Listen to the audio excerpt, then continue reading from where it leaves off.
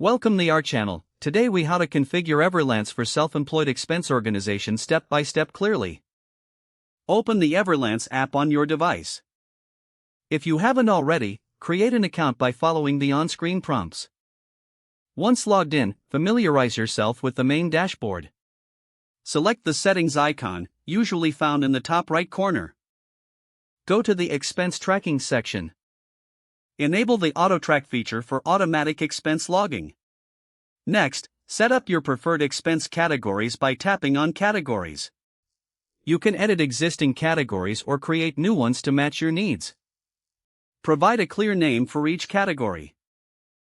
Consider adding custom tags for more detailed organization. Return to the main dashboard and tap on the Add Expense button. Capture a photo of your receipt using the camera feature. Enter the amount of the expense in the corresponding field. Select the appropriate category from your list. Add any applicable notes to provide context for the expense.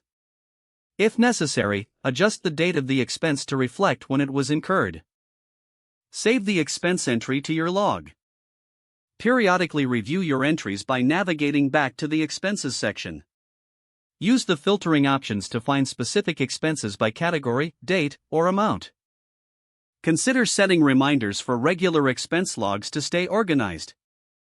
Explore the reporting features to visualize your expense trends over time. Adjust your settings as needed to further customize your experience.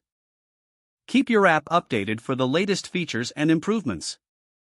If the page does not load, refresh the browser or try again in a private or incognito window.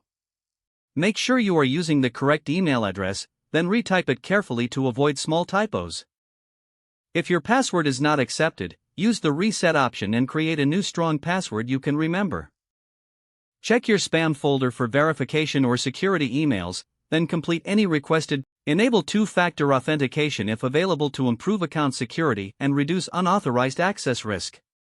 After signing in, review your profile details so your contact information and settings are accurate and current. Don't forget to like this video and subscribe to our channel for more step-by-step tech guides.